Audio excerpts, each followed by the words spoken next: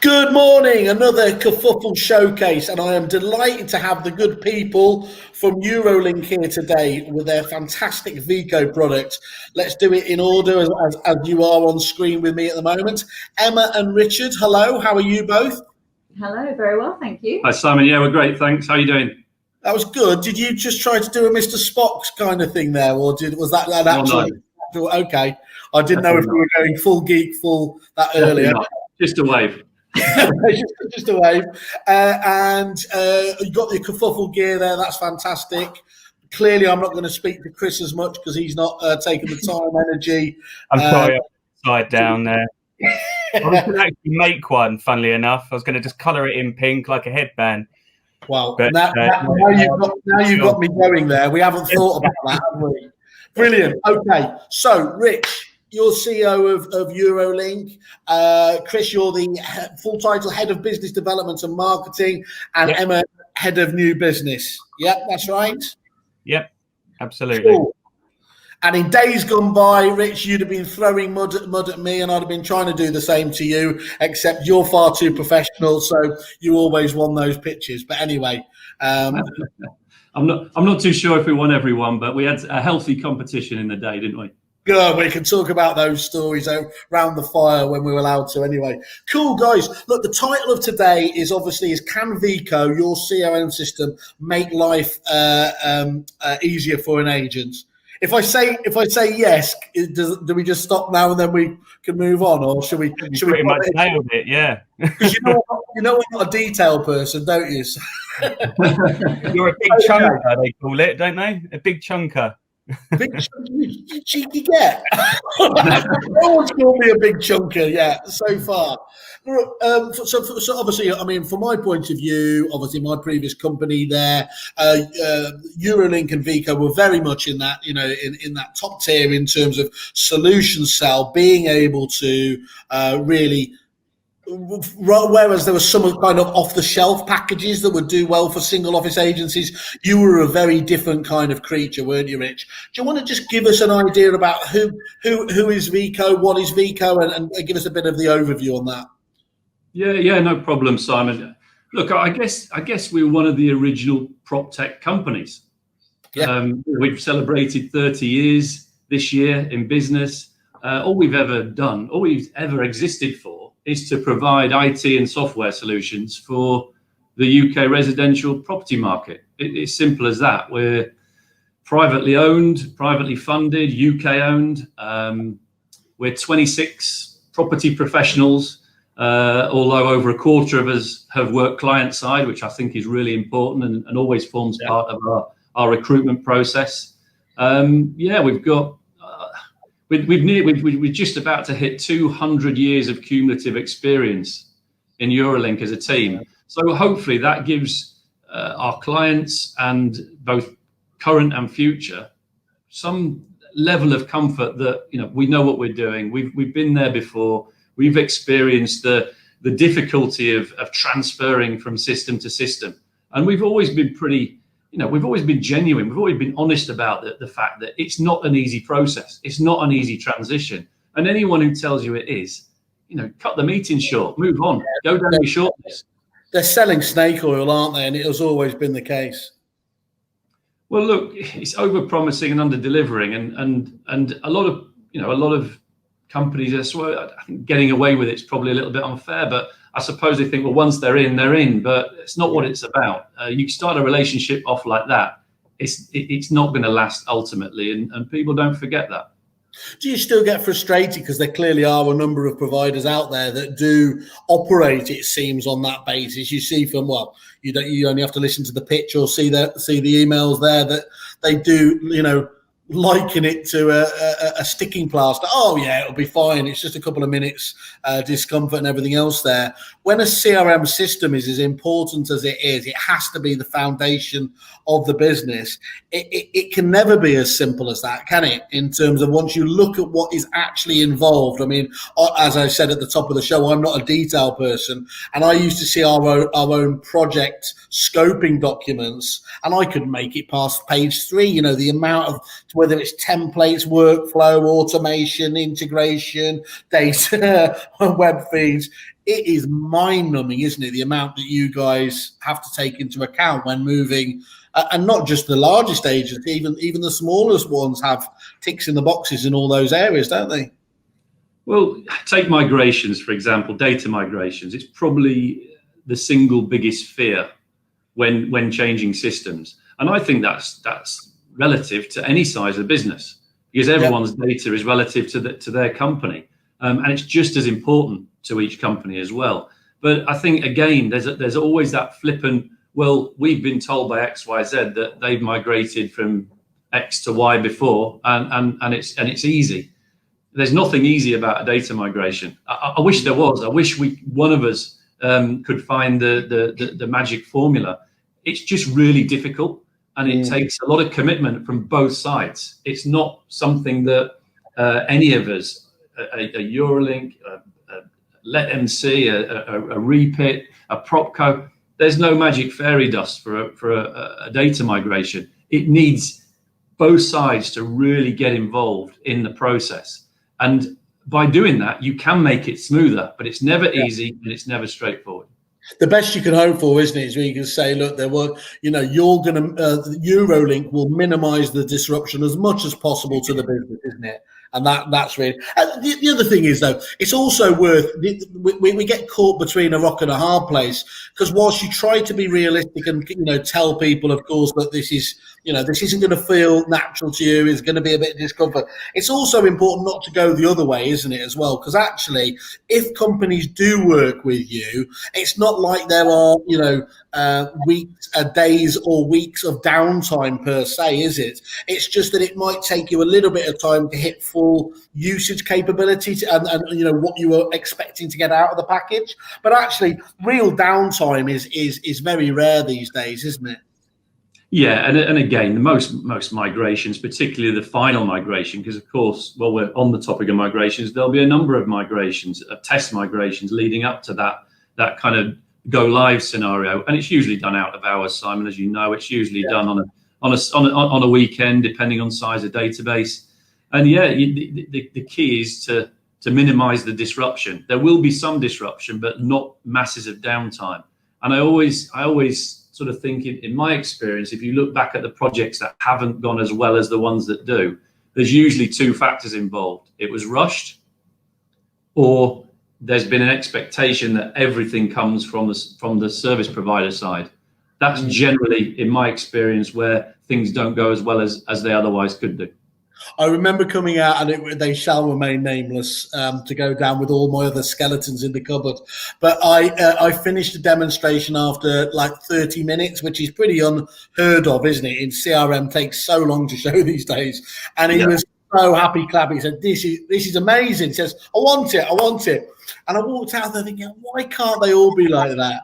And of course, it ended up as an absolute disaster, because he thought it made the tea. He thought he could get rid of all his staff. He thought the data conversion would just magically plop into place, everything else there. So I learned a valuable lesson that day, that as desperate as I am to get to the pub for lunch, make sure you do, you get the expectations over. Well, look, we've spoken about some of the sort of. And it is important to know, though, isn't it? Because actually, if you said yourself, if somebody comes to you and tell you this is going to be absolutely plain sailing, you don't need to worry about anything, just leave it to us. That is probably the biggest warning sign you can get from talking to somebody pitching for your business. It's the ultimate red flag for me. Cool. Good. Well, that's lesson one. I want to do the Chris Watkins sort of valuable lessons thing here. I'm trying to learn how to be professional. You see, Chris, how can you make an agent's life easier? And I assume that's Vico, not just you personally. Absolutely, yeah. So let's talk about work here. So I think from my point of view, just sort of reversing back slightly and jumping on the back of what was just spoken about. When I came into technology, I came into the supplier side from client side. It was quite a transition for me, and I thought to myself, okay, well, this is going to be a sort of not an easy transition, but certainly one which wouldn't take as much time as it sort of did. So I think when you have to sort of adjust to a completely different mindset when you're in the CRM world, when you're talking about software to clients. There isn't a magic button. There isn't a one way of doing things. Each client is totally different, whether that client is a single office, a 2-office network, a 5-office network, or a big national organization. Everyone is totally different in the way that they do things and their expectations.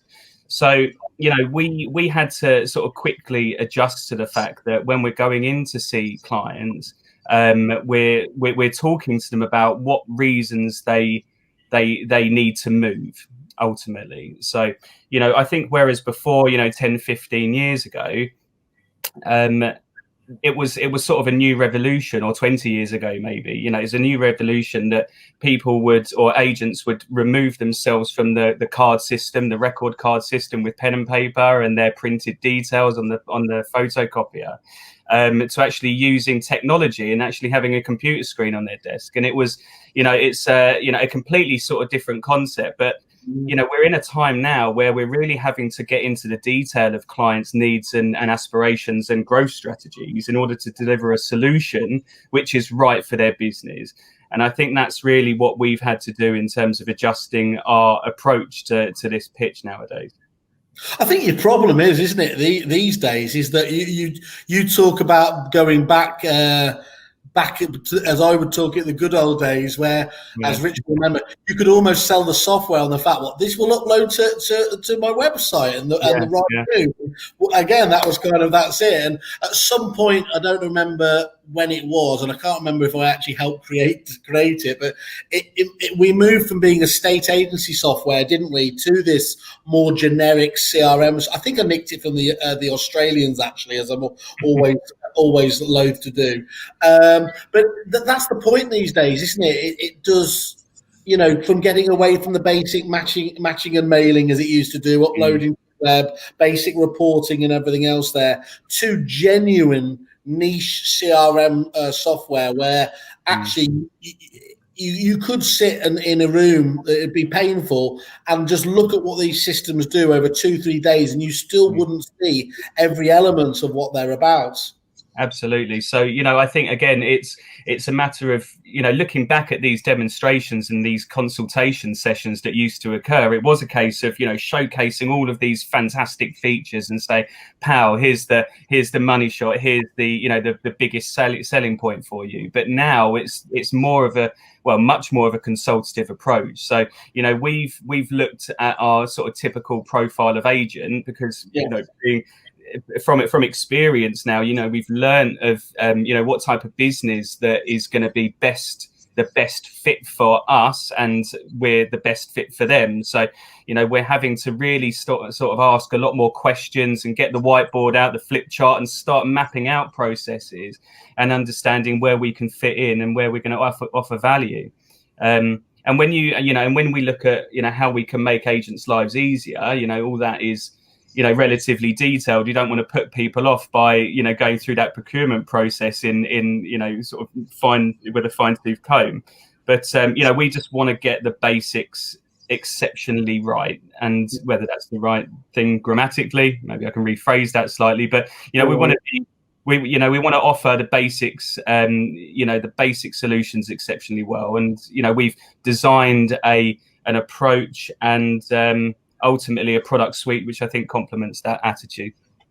And that's all backed up again by the people. It can never just be about. It strikes me at a time now where so many of the different CRM providers are maybe understandably just focusing on the software itself. It's all very trendy software as a service and everything else there, but they seem to be steering away from actually that most vital of elements of the people that are sat behind making it happen, that are able to sit with you and help you get the most out of that. And it strikes me that what Eurolink are doing at the moment is actually saying, hang on a minute, we see that as one of our USPs.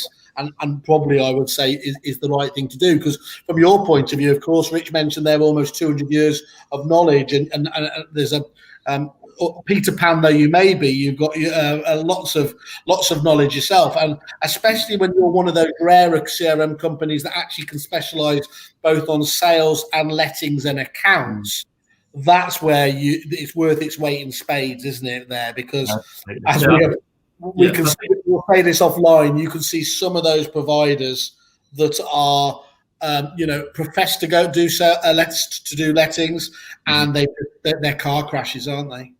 I think it's fair to say we were certainly one of the pioneers of the one system. I mean, talking about those old days, and don't get me wrong, agents still have multiple software to deal with their day-to-day operations. But Vico, the brand, was established to create a one system, multidiscipline, every discipline in the residential sector. We set out, that was our mission at the time. We're gonna build the one system, and we're still working at that. Simon, software's never finished. You just keep going. But I think a few things you both said there, making sure we do the basics really, really well, but also remembering that this is a people business. And you could almost argue that technology is the imposter, because we've seen what's happened with the onliners. They all thought they'd take 50% market share like that. No big deal, probably 6 to 8 months, 9 at a push. What have they got? 6% of the market? Yeah. I mean, that says a hell of a lot to me about the UK, about us as British people, and how we buy, sell, let and rent property. It is a people business. What we've got to do is complement those people with really good technology, great automation, customize things around those people and their teams and how they work and how they want to work. And that's the difference between 15, 20 years ago and today. You've got to be mobile, you've got to be customizable, configurable, you've got to have good client portals, you've got to have the full suite. But it must always be focused on the user. Yeah. And one of the key things you said there as well, which made me laugh, thinking back on it again, is, it does never stand still. And when you look at some of these companies that wanted to go down the bespoke route, ordinarily they would have been influenced by, their own IT department or, an external company who would have convinced them, look, oh yes, it's probably going to cost a lot of money to, get it up. But once it's developed, oh yeah, you don't have to spend anything going forwards. And then things like GDPR lands on in your lap, don't they? So we're not going to make the products GDPR enabled, and that's just one example, isn't it? So it's a classic example there where I see no future realistically for people wanting to go down the bespoke route, considering how much these packages have to do these days. So do you think, I've certainly been talking about it for a long time, is that because actually there's a lot of CRM packages out there that specialize in sales or lettings. There's very few that do the job for both. And I don't think there's a bigger win on the supplier side of your business that you can do by bringing those two, the sales and lettings, together successfully, is there? I'm sure you would agree with that. Absolutely. Not necessarily users doing both sales and lettings, because I think they're a skill set in their own. But certainly having one database and making sure that database is working hard for every area of your business. Particularly, obviously, a typical example is someone's going in, they want to let a property. They're asked what their current circumstances are. I'm in the process of selling. Where are you selling? I'm selling in Pimlico. We've got an office in Pimlico. The software automates the inquiry over to the Pimlico office. They're picking up, ringing that client. That's great CRM. But also, if that was me walking in, I'd be really impressed that they were so joined up. Yes, rather than having to go through the whole process again, because all they've passed on is the basic details. Let's just deal with a couple of questions or observations that have come in. It appears that we've got a CRM salespeople assemble going on here, because the wonderful Carla Burnett has just popped in with morning, guys. The chat about data transfers is very familiar. Yeah, I think we've all been through that particular challenge, haven't we, when selling the software. Hi, Neil. Nice to see you on here. He talks about doing the basics well. Doesn't really matter what business you're in, does it? It's absolutely, you get that right and you can build from there. But so many companies try to go for that kind of that big USP point, don't they? Again, going back to a lot of the bespoke packages, I think the principles of the business say, oh, we're going to do this amazing thing over here. And they forget just the absolute wealth of what you're talking about, Rich, 30 years. 30 years of accumulated knowledge and best practice, and clients honing the package on a weekly, monthly, yearly basis is massive. I think Sam at Home Search said it best on one of the Kerfuffle spotlights.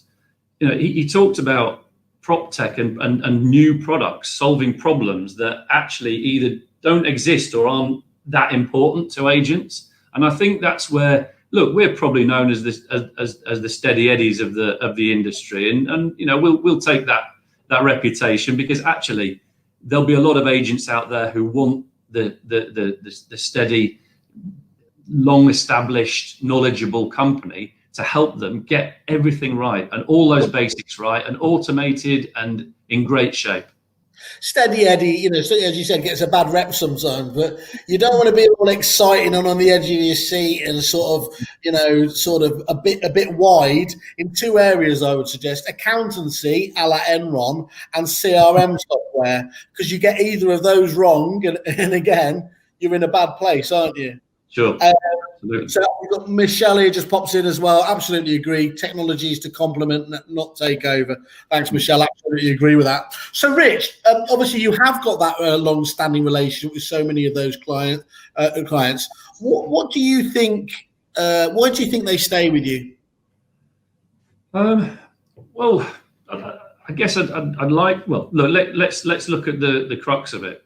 A typical product life cycle is probably around 7. Well, we know it's 7 to 11 years. It depends on the size of the agent, but every 7 to 11 years, every agent will consider their CRM, their accountancy systems, and their IT.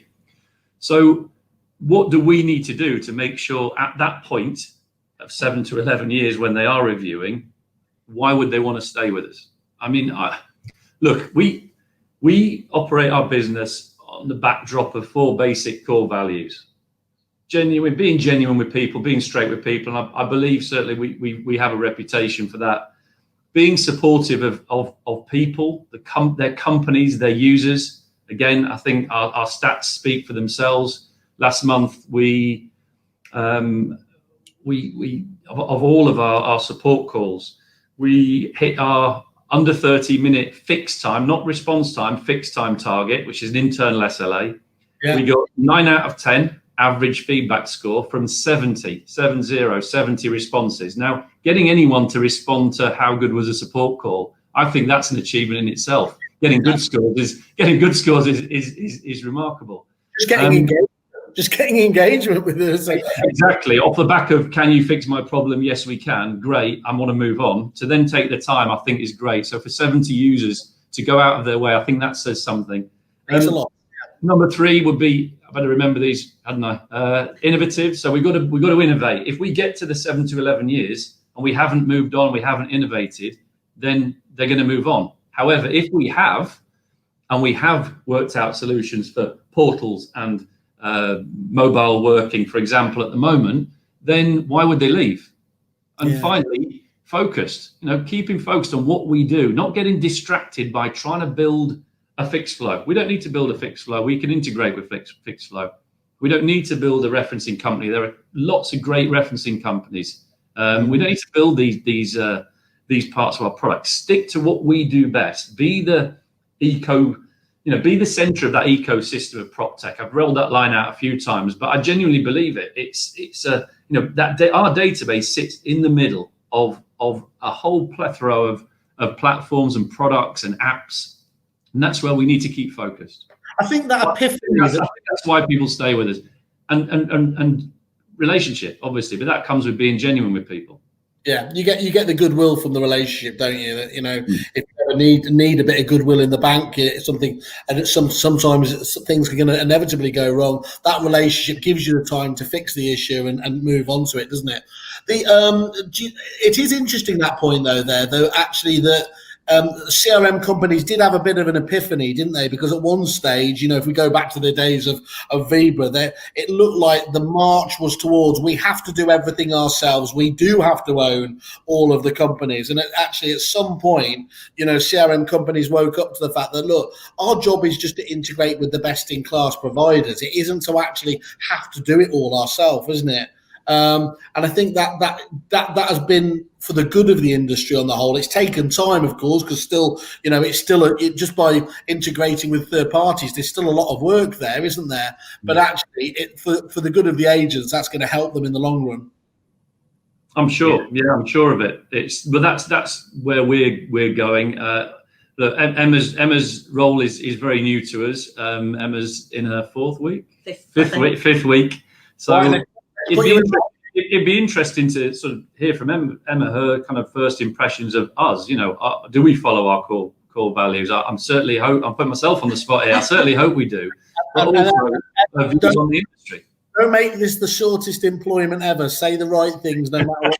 Absolutely, no pressure. Your background is you were the auctions behemoth. I am sold. I was last year, but prior to that, I was at the Guild as regional manager for the Guild. So I met an awful lot of independent agents and talked to them a lot about what they needed their systems to do. Excellent. And so give us a flavour then. So what have you, getting in, finding the company, what has impressed you most about Eurolink and the Vico product? That they're all so knowledgeable about what they do, and it's very much a driven team that everyone is working towards the same goals. And yeah, very innovative. The fact that the product is better now than it was 6 months ago, and I have no doubt will be better in 6 months' time than it is now. And it's great to be a part of that. It's really exciting. That's great. And we've touched on it a little bit, but what's your perception of which agents will work best for you? I think Vico works best for agents that are sort of multi-branch, multi-region, multi-branded, multi-disciplined. But more importantly, I think it's the ones who are looking to scale up. So they want a software that will help them grow, having that single software that's accessed by their different applications to be able to do what they need it to do. As you know, as we've covered a little bit, they need their software to do everything from marketing and matching and portals to the other end with lettings to arrears chasing to gas safety certificates and sales progression, everything in between. So by centralizing it as having that one software that does pretty much everything, but everyone is able to access it in the way that they need to access it for the format and what they need it to do for them, I think it makes managing it all so much simpler. Yeah, excellent. I think the scaling up point is a really good point, actually, because again, I assume that most business owners or shareholders or corporates, they want to grow, right? They want to scale up. That's ultimately what we're doing it for, isn't it? Yeah. What are we doing it for? So in 99% of cases, I guess that's what it's about. It's how can we help them scale? I guess I won't name names, but I can think of a client of ours. Two guys left a corporate who happened to be using our software, went on their own, didn't use our software, went with another software, got to 2 offices, realized it wasn't quite fit for purpose, wasn't quite doing what they needed it to do in the short and medium term. They're 25 offices now. They've got relationships with, I think it's nearly 45,000 properties. And we talk about relationships with properties, 15,000 active lettings relationships, 8,500 sales relationships. But the interesting thing with them is they're automating over 220 processes. Yeah. Now, I would say for anyone with any software, not just Vico, anyone who's watching this now or in the future, invest time first and foremost in your software, because you will get more out of it. I know that seems like an obvious thing, but think about Excel. We all have used Excel at one point in our lives. You should see my Excel spreadsheets. They're incredible. Genius. I would imagine they're multicolored. Stephen Hawking couldn't sort out my sums. but we scratched the surface with these amazing products. And it's the same with PropTech. Invest time, energy, effort into it, and some money, obviously, because training and making sure that you're getting the right consultation at the right time, you're keeping up to your updates. Emma said the software's better than it was 6 months ago. Do all of our clients know that? Possibly not. I'd like to think they do, but in reality, they probably don't. So, if you want to scale up, yeah, we're probably one of a short list of people that you should see. I want to get back to that automation point later on, because that was always my perception of one of your USPs and strengths. But I think you're absolutely right there. My perception is I remember a lot of CRM providers having to withdraw from pitches from agents when it got quite complex, and we were always, I know, very impressed with Vico's, first of all, sort of man management, the empathy to be able to understand where the client was in the industry, what they needed to do, and then to reflect that back into the software itself, which of course then had the adaptability and customization to be able to cater for that.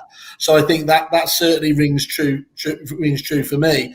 Just to one point you mentioned before, actually, which I forgot to ask you on, that was really interesting. The point that people stick with their software every 7 to 11 years. I always used to quote that, and I never knew where I got the stat from. I think it's just one of those urban myths. But we've been doing a lot of research ourselves, and it certainly reinforces what you're talking about there.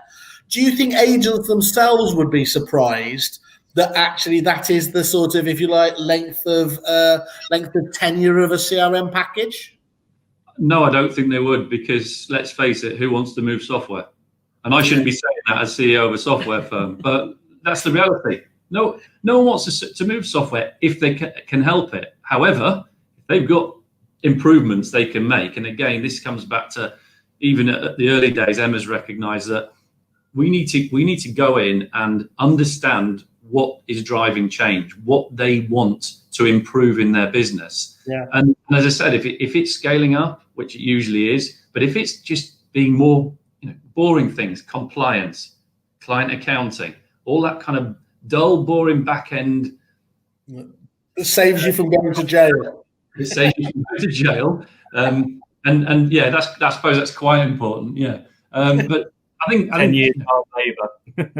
you want to run a good business, don't you? And again, we all strive to run a really good business, and I think that's why again we're probably worth a place on the short list. I'd like to think.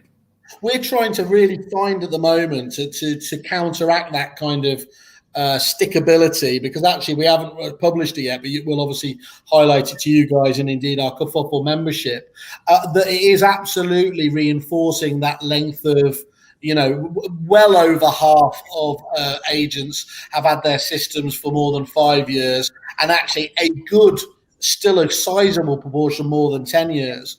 What has been really interesting is if you were looking at that almost scientifically, you'd think, well, okay, you'd expect then if people have stayed in those packages for that period of time, there'd be a level of satisfaction. The corresponding Net Promoter Score surveys that we did on the back of it showed exactly the opposite. They were staying with these packages on the whole, for a long period of time, but they still weren't overly happy with it. And one of the things we've been trying to look at Kerfuffle is how do we actually best demonstrate the opportunity cost of actually not moving, because we know it's a big decision, don't we? We've all established that it is big to say we're going to change our software. We want to make this software because we really want this to be the last software package that we choose. But what's just as important is there is a cost for you not making that decision, which you're probably not aware of. Week on week, some of the functionality, whether that's automation or the other, lead referral things you do, could be making you and would be making you, saving you time, earning you money. And it's important that we actually start to get that into principals' heads, isn't it? That actually, you need to be thinking about this, because week by week goes by, you're actually losing.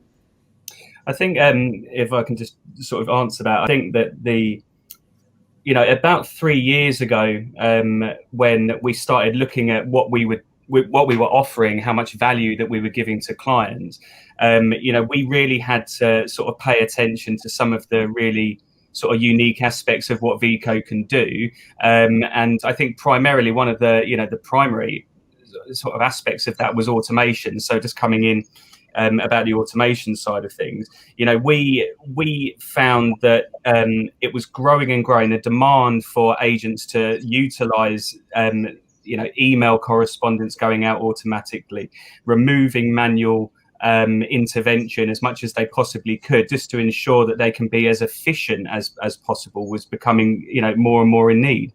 So again, about 3 years ago, we designed just reversing back ever so slightly, I think that it can be, and I'm not too sure whether it's entirely across the board, but it can be quite confusing in terms of the costing aspect of CRM software. Yeah. So what we tried to do is we tried to have a very simple logic that can be applied across all of our clients' databases, and we just represent that when they grow, we grow. And essentially the commercial element would be, sort of corresponding and a fair, reasonable, justified, sort of measurement. Yeah. So when we did that, when we looked at the pricing model, we also decided to offer value in the form of sort of more of a tiered arrangement. And so you might have a agent who might not necessarily be ready to take on a client portal, or might not necessarily want to have consultation days included in their package, or they might not want insights which allows them to sort of interrogate their data in a bit more of a detailed fashion with sort of more visually attractive widgets. So what we did was we obviously pigeonholed or sort of isolated these service packages, and I think the main primary reason again was to drive automation. So we created a role off the back of that called customer success, and what we're finding is that majority of the time that we're sort of focusing on is to try and get people to utilize that automation side, and it's become an incredibly popular way of making the most of their software, and it's been a very worthwhile project for us. I think that's fascinating though as well, to make, it sounds so obvious, isn't it? Only giving the client what they need. Don't be distracted by the shiny baubles and everything else there, and certainly not have to pay for stuff that they don't use, because that's when again that expectation level problem comes in, doesn't it? And being forced to pay for this, but really only need 50% of the package. So I think that tiering is a very clever way and a very common way of doing it these days, isn't it? I haven't seen a better way of delivering this out there to the marketplace, especially after, as you just highlighted there, I'd spent so many decades complicating the CRM charge. I didn't want to say it, Simon, but Simon, we've all been guilty of that. But I think the point that Chris is making, it's a good one, is just there's 3 tiers. Choose the tier that suits your business best. What do you want? What do you want out of us? The other thing that we struggle with was the ROI on automation is pretty obvious. Yeah. If you've got 10 repetitive business processes that are being done by a person or group of people, and we can automate that, and it can save half of their day, then that's an absolute rock solid return on investment, and you can gauge it and process it and justify it. But we still found that asking for an upfront figure of X was a barrier. So we've taken the barrier out by including it in the tiers, and knowing that we then have got that longer term relationship, we can justify it. We can put the cost and effort in up front to know that we'll get a return on investment as well, because it's a partnership, right? Of course, because then it's really difficult for a lot of different suppliers out there to claim 100% that ROI is theirs. A lot of the time it might have been influenced by somebody else, but actually with yourselves, those automation tools, no, they're Eurolink, they're Vico, and you can put your hat on that, can't you? So that's why that's really important. I think, Chris, when you put the questionnaire on the website a couple of years ago, and again, this is generic stuff. This could work for any provider, but more importantly, it works for agents. We just ask a simple question: how much do no-shows cost you? Yeah, love it. Tell us how big your company is, how many offices you've got, how many viewings you do on average, and we'll tell you how much no-shows are costing you. Is this a no-show calculator, Chris? You had a demo from us 7 years ago. It it was a real life problem that was that was needing to be resolved, Simon. Yeah, good. I love all that. I love it. The point of our approach this time, which is what I think you were saying, was our approach is slightly different.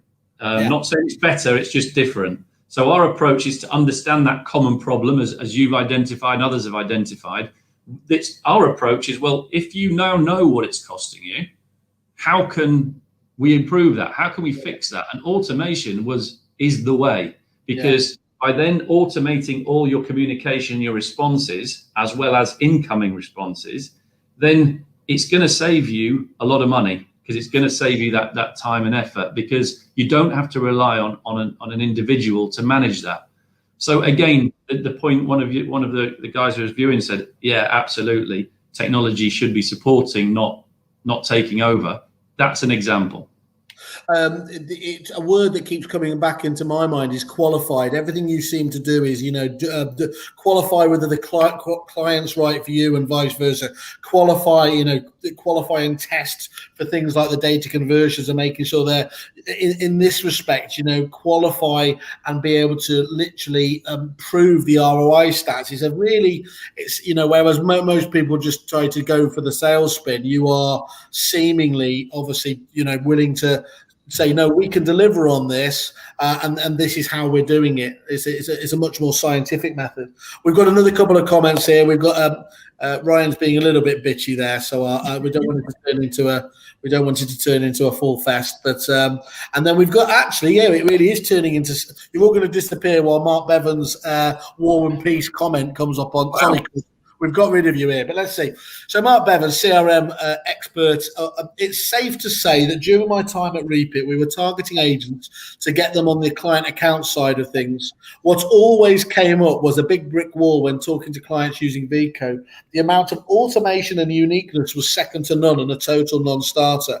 From my point of view, we're proud to be integrated with Vico and love working with Chris and the team, enhancing the integration and sharing knowledge. The account management side of Vico is extremely thorough, and then he falls. I think I don't know. StreamYard cut him off halfway through, but I bet it was going to be brilliant at the end. Anyway, there. What I do like, by the way, just like there at the end, you can tell he was taught by me. Did you see that phrase there on the client account side of things? That's me being classically vague about whatever that was. It's over there. I think that says a lot, actually. He knows what he's talking about there, Mark, as well. And it is, once you have a CRM system ensconced, especially with sales and lettings and accounts, but the big one, with automation is there. How do you unravel from that? So that's vital.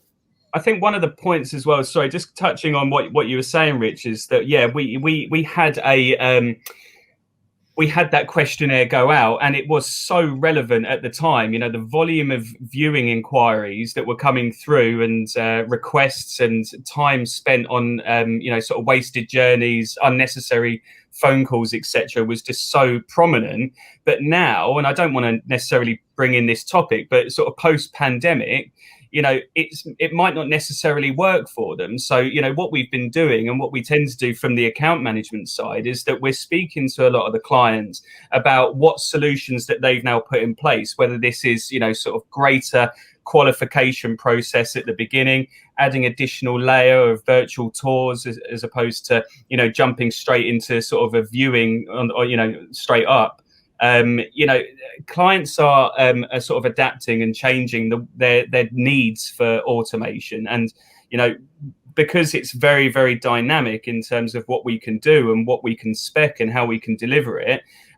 We find ourselves not saying no to anything, and I know that sounds a bit weird, and I shouldn't say it in front of Rich because he'll get the but we find ourselves always looking for a way to actually deliver on what they want and what their need is at this moment in time. And it's just very interesting sort of use of the business development function, the ongoing relationship, the referral aspect of things. It all works hand in hand. So that's validated, by the way, one of your many reviews, which are all very highly rated on your landing page on Kerfuffle. This one's from John Bryant from Ocean Home, great agency. They're down in Bristol, aren't they? They're about 10 offices, if I remember rightly. Yeah, automating the tasks, so compliance is not a headache. Well, that's, if you can save anyone that compliance element there, you're doing well, aren't you? And off the bat. So look, I mean, the most obvious thing is you're not the only guys out there, Chris. What's the where do you differ? Where do you stand out from the CRMs? You don't have to name them, but I mean, we spoke about, I think, this ability to hone in, to be more more customizable. But what else is there apart from obviously this key automation point as well? I think just reversing back to what you were saying about being the core, the sort of the central point of an agency business. Yes, I think that essentially a CRM and software application but it should work and complement the people who are in the business, and what we've tried to do is design a way of sort of offering value throughout the whole journey. So right at the beginning, let's look at what we can offer. So we've got an Alexa app right at the front end of the business, which goes straight into a client's database. Now you can obviously get all the information on the website, and I won't live demo it here because it will be fatal, no doubt. Wrong, Chris, I dare you. No, I couldn't do it. Not today. I've seen you do it live, but maybe not. So, hang on a minute, because obviously now you're starting to tweak my prop tech credentials here. So you can essentially talk to Alexa and ask it for reporting elements, or no, you as a user. So say you are an applicant looking for a property in a area, as a VCO client.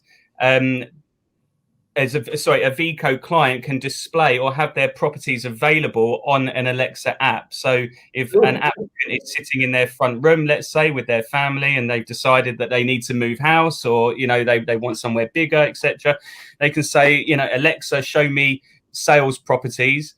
And then you can drill down into the agent. You give a sort of a high level criteria in terms of bedroom size and price range, and it will deliver you some results.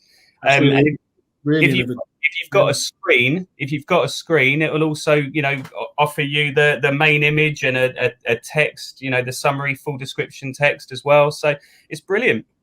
You've got a minority report. Yeah, it's crazy. The stats on voice are just undeniable. You have to be there, and we were lucky enough to be able to coin the phrases. Properties to let and properties for sale. I think, properties for sale and properties to let on Alexa. But again, that came out of again, back to the core values. We got to be innovative. We had a 2 week, I think it was 2 to 3 week gap for a particular developer, and he was waiting on some endpoints from another developer. So I said, go and research this, and he came back 3 weeks later with this idea. And we said, let's run with it. So I know we've given out a few Alexa docs to some of our clients and let them demonstrate it. It might sound a little bit of a gimmick, but actually, again, the stats for voice, like I say, undeniable. But also, are there little differentiates that could help the agent just get that? Can they get that additional couple of instructions by being a little bit different to the next person or the next company? Having that on your in your armory when you're going out on evaluation, to say that the properties are accessible across not only sort of social and digital platforms, but also now voice accessible is I think it might not be necessarily an instruction winner, but at least it gives you some extra.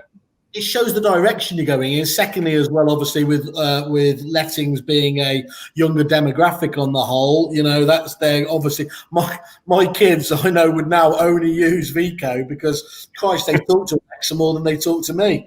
But it is the way, it's the convenience element again there, isn't it?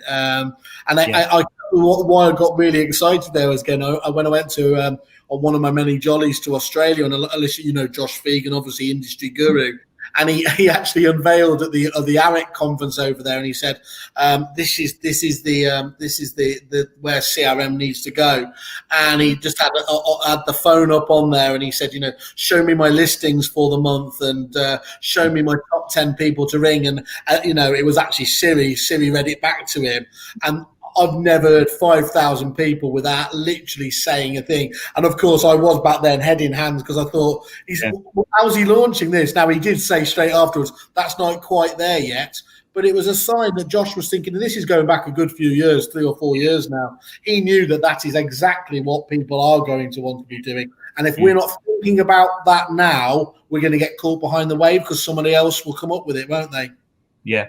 Absolutely. So, I think in terms of, or just going back to your original question, there's a number of reasons why we should open up discussions with clients. Really, there's no point in me doing a sales pitch at all, because ultimately it's down to the drivers in the in the agency business. Do business owners need something resolved? If so, then it's worth looking at a short list, and hopefully, again, as Rich said, hopefully we're on it.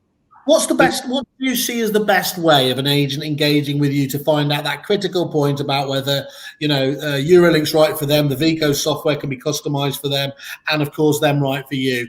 Are we still back to the days of just having an initial 2-3 hour meeting to sort of sit that to go through? How do you find it works best? Well, we're going to do a 2-step process, so that's the plan. So the first step would be I would go and visit them in their offices and find out more about them and see whether or not I think that we would be a fit for them. Yep. And then the second step would be they would then come to our head office here in Leatherhead and have a full demo, meet the team, see how we work as an operation, and see whether or not they think we fit with them.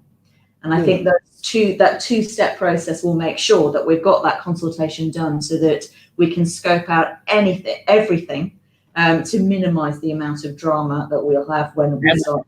I was being a bit Paxman-esque there, you see, because I do love the two-stage demo. I think actually for CRM, it is where you get the best bang for your buck. Investigative on the first one, not wanting to waste time, but finding out, and then being able to actually show people in the second stage what you've learned about them in the first.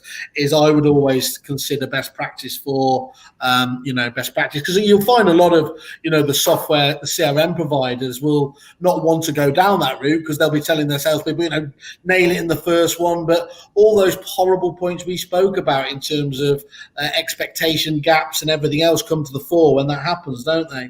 So that's good. By the way, is that a free consultation, or do they have to pay for that initial consultation?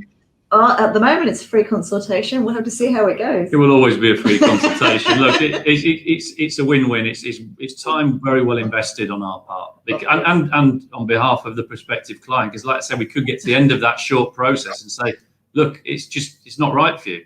I'm going to say, if there is a charge, could I make it and then not tell you about it? But that seems a bit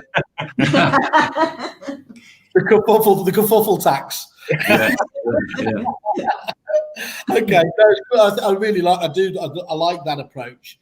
And Rich, you spoke about it right at the outset. Who do you integrate with, and who have you got on the horizon, and what is your policy? There's a lot of fanfare out at the moment about sort of open APIs and all sorts of different ways of integration. What's the Vico policy in terms of integrations? I think we're very picky to a degree, or we have been in the past very picky over who we integrate with. I think it's probably right to say it's 95% client driven. Okay.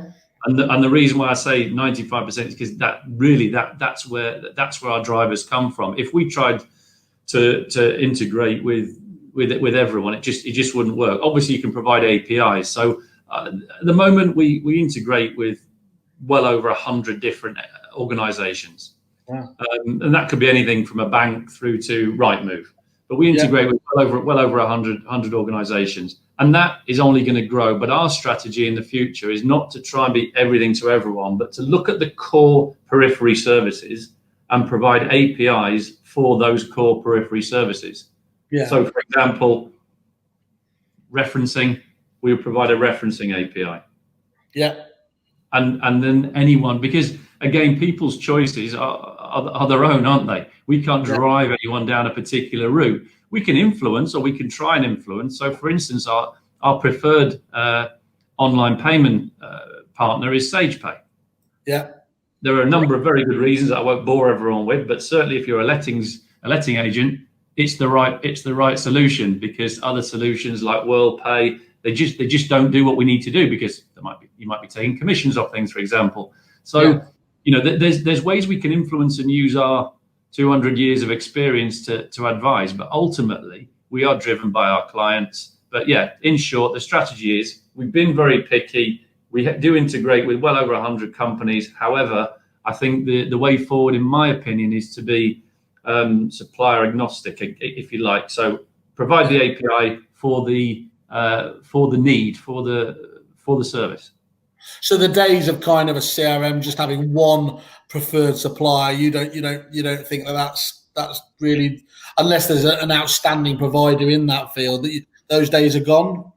I think so, yeah. I mean, we've just taken on board what we call a partnership consultant. So that is someone who can talk to our clients. It's Chris Davis, who many people will know in the industry. Chris Davis can talk to our clients now, or prospective clients potentially, as part of the pre-sale process, but our existing clients, and say, explain what partnerships we have, of which some of them, for instance, may be income generating for our clients. So a typical one is obviously things like utilities. So utilities, be it Tilly, or you say what's coming up, we've just signed a deal with Itria. They don't only provide an income stream, but they'll manage all the void periods, which is the pain of everyone's life. Who wants to manage a void period? No one. Get a company to come and do it for you and do it well. And by the way, we'll help share some data in all the right ways, and hopefully you'll get an additional income stream from that. And again, recurring income is what we're all striving for. We strive for it as a software house, but you look at the agents that are selling at the moment, the ones that are selling, a big chunk of that sale is a multiple of their recurring revenues. Yeah. If we can help increase those revenues, so then obviously we're adding value. It's win-win, isn't it? It's all around, and you only have to look at those companies that are obviously long and loyal clients of yours, how their managed portfolios have grown over the years, haven't they? It's staggering. And Chris, what's new with you then? What have you got you can tell us? What's happening? Well, I mean, obviously Emma's come on board now. So what we've done over the last certainly 6 months or so is, like everybody, we've had to sort of regroup, adjust to the new environment, and sort of work a strategy going forward.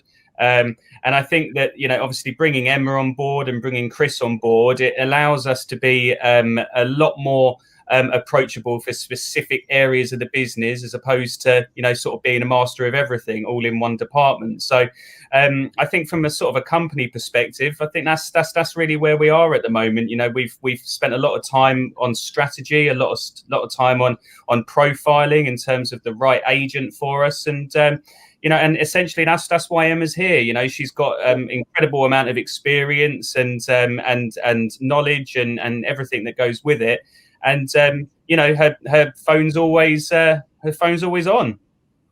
You just literally said 24/7. That's okay. There's commitment from I do think that's a really good point. Is I encourage everybody really have a chat with Emma, just on the phone first of all, or obviously when we're allowed to meet up there. But I think as well a really sensible thing would be, if you are unhappy, as so many people are, with their CRM providers, and they've been knocked back from a particular automation request or something like that, it'd probably be a really good idea, wouldn't it, Emma, to reach out to you in the first instance and say, look, this is what we're trying to achieve. Is this something that potentially Eurolink could help us out with? And that then it will help open their eyes to what's possible with you, at least, won't it? Absolutely. That's exactly what we want them to do. Or at least show how batshit mental they are if they're trying to do the impossible, which is, again, is it possible? But at least you'll find out without actually having wasted too much time, won't you? Well, we hope so. Although don't mind wasting the time, it's just as long as we end up with the right result. That's exactly the right business answer I was looking for, Emma. Well done. That's straight away. Business 101. Rich, another CRM. It's all CRM people here. Great Rich looking well. Top man. Also on the industry best hair list. See you at a bar soon, I hope. So that sounded a bit more like that should have really been a message rather than. I've embraced the lockdown hairdo, so I thought this might be useful just to keep it under wraps. So I think you've really got a Richard Gere thing going on there. Well, I've gone for David Bellamy for those people old enough to remember. So thank you, Jez, another fantastic company out there as well. And I think it's really interesting. You've had three comments there from people who ostensibly have been competitors, are competitors. And we haven't heard. I promise I haven't been deleting the ones that haven't, have been. There actually haven't been any nasty comments, which should actually give agents great comfort, really, because normally there is some, if you were being nice, banter or at least negativity, isn't there, around other companies? We've never done that, or certainly during my time, we've never slagged anyone off.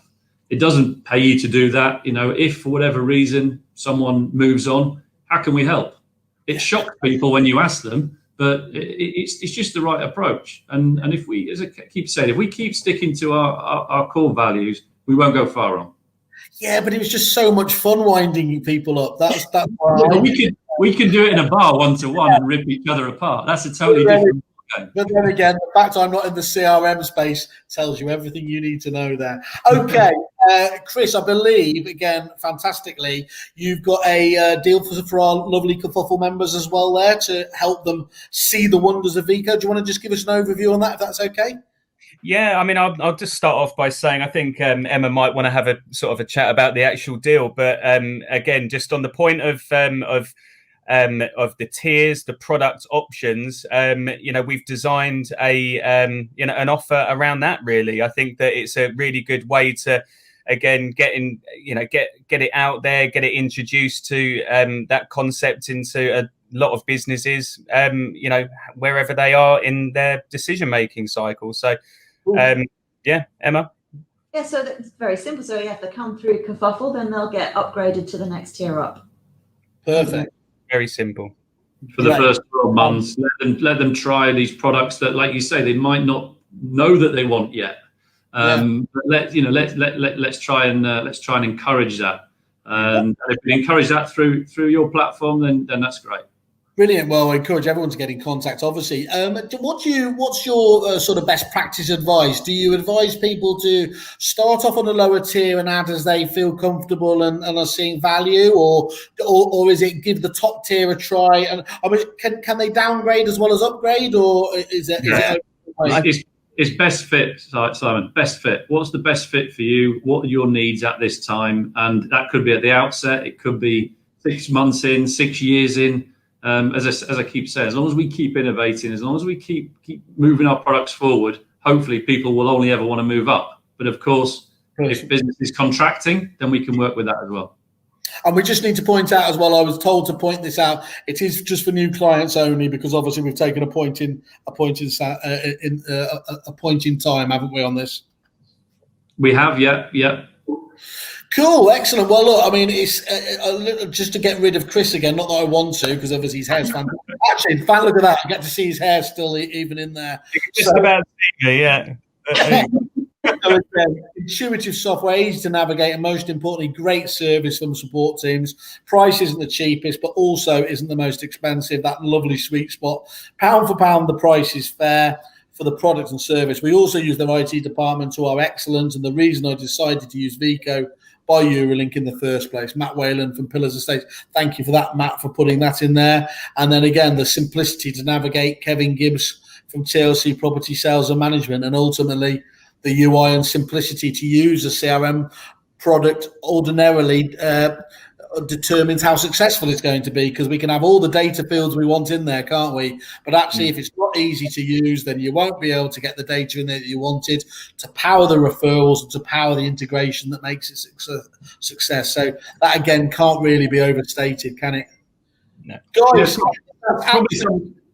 Probably something people don't know, and Matt's pointed it out there, is we also have an IT support arm to our business called Evolution IT. Okay. We typically look after estate agents. That's obviously where our knowledge is. But obviously, as an IT support company, we can support any SME in or around the M25. So again, there might be people out there who just want a bit of advice, just want to bounce some IT ideas off someone who's in the know without any angle or any any upside from our side of things. We always help our own clients out with that, whether they use that service with us or not. But it's there to be used, and we've got a great team on the IT support desk. So that offers up the potential for a complete one-stop shop if you wanted to have that all tied together. Yeah, great. Well, Simon, how many hours, days, weeks, months have we all wasted trying to work out? Is it an IT issue? Is it a software issue? We've solved that problem. If I'm honest, Rich, I ordinarily know quite quickly it was something to do with me, and then we just track back from that. Just shortcut it. Guys, absolutely fantastic you've joined us. We've done well over an hour now. Really, really interesting. What I think would be really interesting in the coming months is actually if we get a few clients on as well. I think to talk about some of those automations could be a really interesting angle there. And again, everybody go to the landing page for Eurolink, or you can search on Vico as well. See what other people are saying about them. Obviously, they've got more information on there. If you are interested in anything they've got to say, click on the I'm interested button, or of course, drop the guys a line directly and just mention the wonderful pink beast that is Kerfuffle, and they will help you out as they have been so kind to do today. And the Richard Gere of the industry has just put on his hat, which signifies to me that we've done all right. Thank you very much, Emma, Richard, Chris. Fantastic. Hope to catch up with you all soon. Nice one. Thanks, Simon. Thanks everyone for listening.